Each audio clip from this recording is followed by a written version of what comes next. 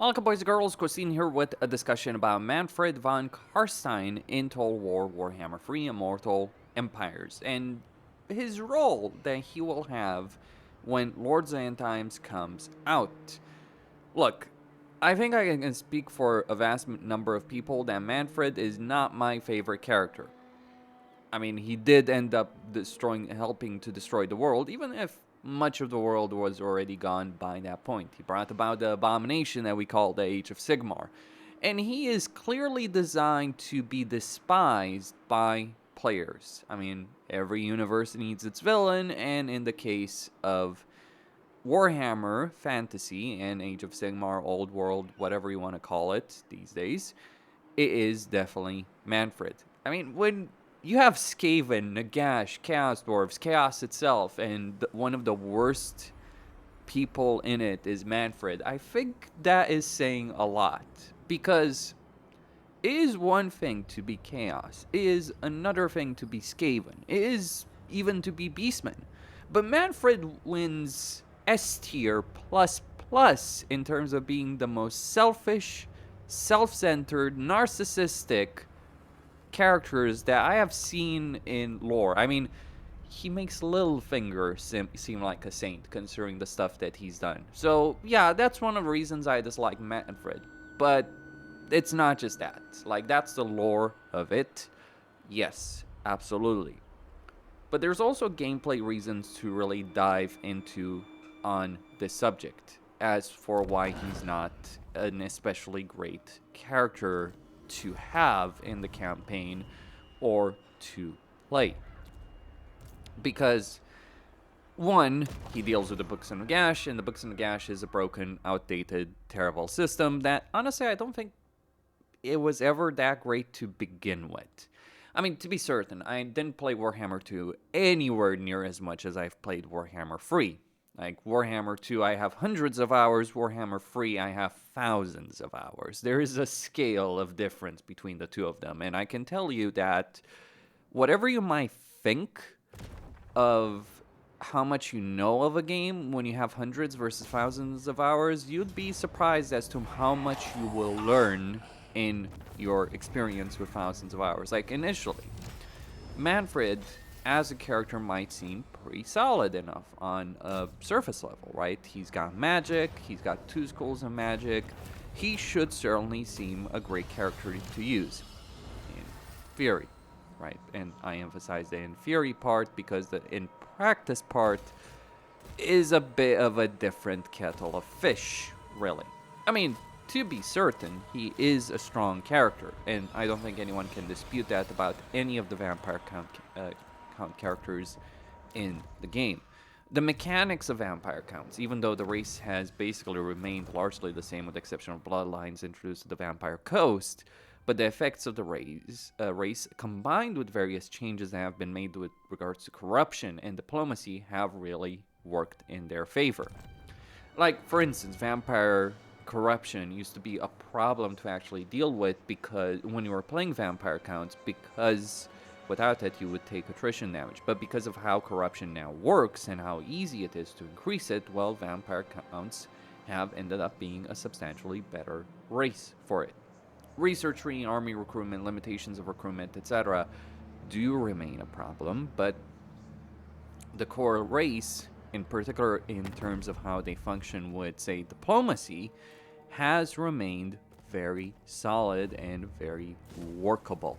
And that is crucial aspect about Manfred, all things considered, because we could talk about, things that should be done, how a race should be improved and all that stuff, but the core structure of a race is what defines any legendary lord.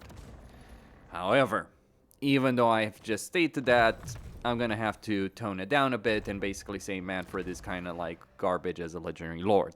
In fact, I would dare say he's actually the single worst legendary lord of the vampire counts.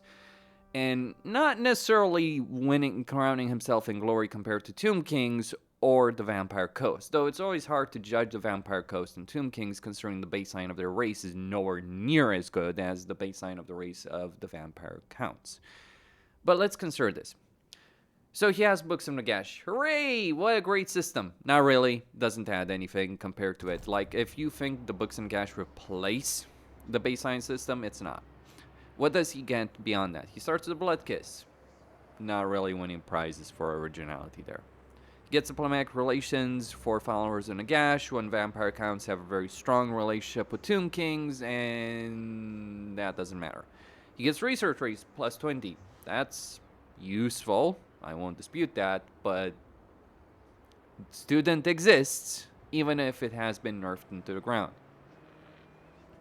But still, the research rate is effectively the only faction effect of his that's unique to him, that's powerful. Him having extra books that if you get the Castle Drakenhof and a landmark there is not some worthwhile prize. And I'm quite serious on this subject. Because if we consider the aspect here, right? You need to get Castle Drakenhof. You first need to acquire it, so you need to make a long-ass journey over there.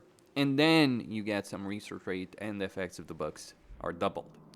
Now, I've talked about before, many times, how campaigns in Warhammer 3 do not function very well within the context of a long campaign. And especially with vampire counts, because of the way they're designed, the way they're structured, their diplomatic capability or their raise dead capability, they end up steamrolling the game later on. And it's not like they have that much difficulty in the early game either, because their lords are individually strong, their armies replenish the dead, they can recruit high-end fucking units fairly early on. Like, just being able to recruit a wide variety of units instantly is a hell of a power benefit in a campaign. Some people always talk about some races being too strong and all that. It's a general pacing issue with the game, I would dare say, as opposed to like some races being strong, some races being too weak. It's like just a case of an overall imbalance in the game structure. But then we should talk about Manfred himself. So what does he have? Because he's kind of useless. He has Graveguard and Black Knight upkeep benefits. The Black Knight discussion is very situational. Graveguard, kind of useful, somewhat.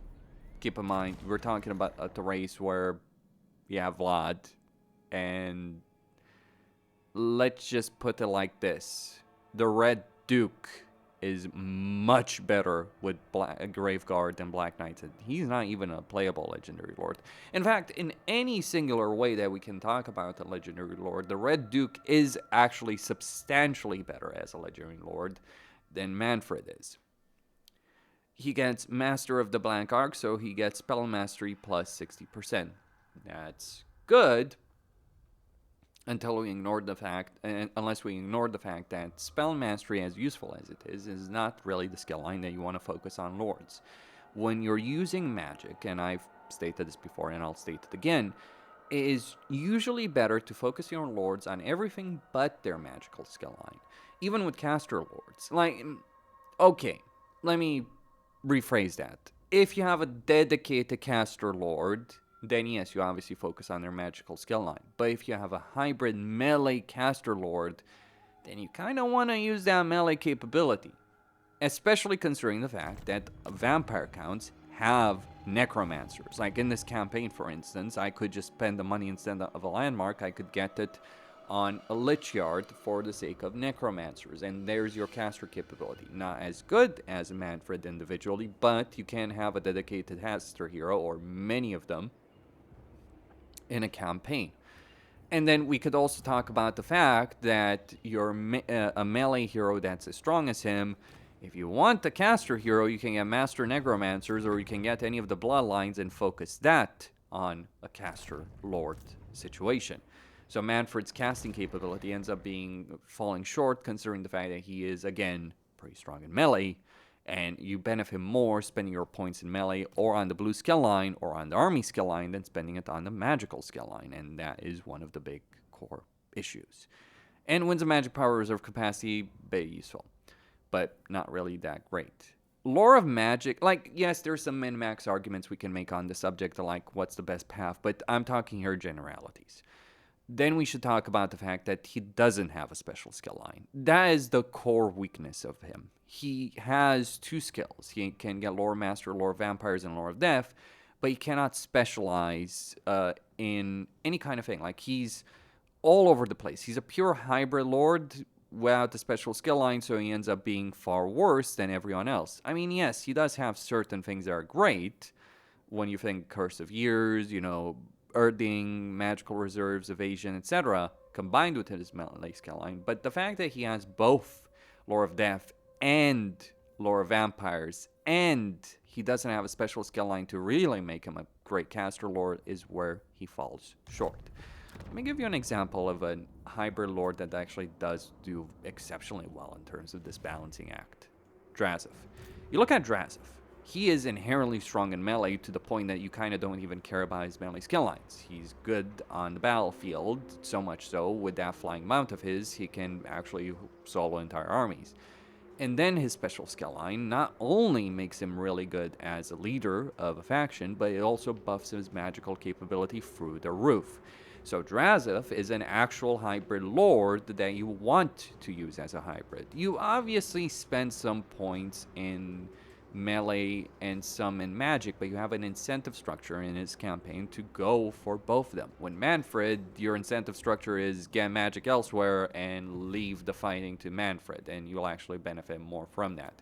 Because not focusing on the melee skill line means you're missing out on all the useful skills like Bloodlust, Hunger, and other things like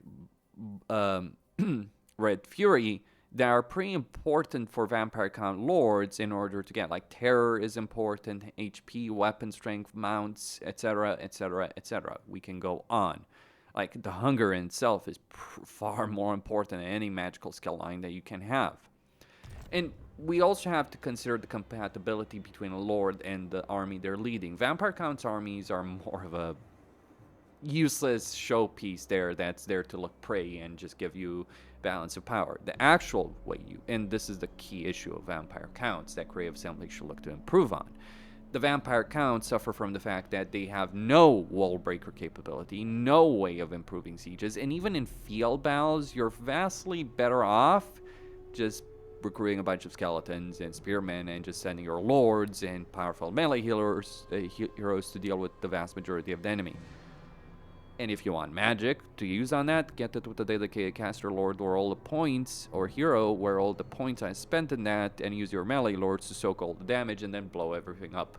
Basically what I'm trying to say over here is that the best way of playing Vampire Counts is to always go for Gorak and Lord Croak combination.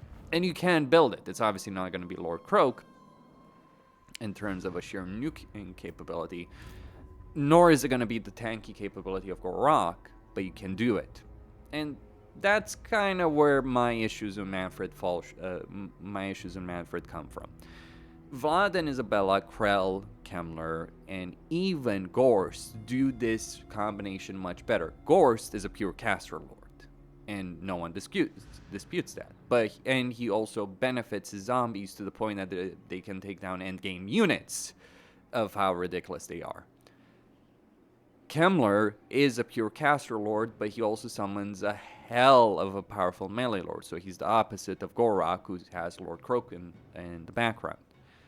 And it works. Mannfred trying to tread the needle between them is kind of like sitting on the fence and not being able to pick a side. And that is why he's the single worst legendary lord in the entire undead roster, because everyone else has some specialization. Having the gimmicks of all roles but not the strengths of any of them does not make one a good legendary lord. Do I care about Mannfred being a good lord? I don't really. But he is a character a lot of people do want to see done well, and a lot of people have indicated that they are interested in Creative Assembly handling the Vampire Counts very well. So that's where I would lay it all down on the table. Now, before I end this video, it's been a rough year. Actually, it's been a rough 2 years because of various issues on social media platforms, YouTube, content creation, gaming media, etc.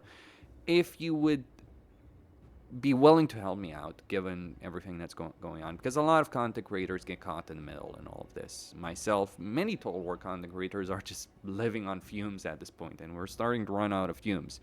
If you do appreciate my content, consider supporting me via PayPal, Patreon. Every dollar helps. I'll see you boys and girls on the next one. Stay tuned.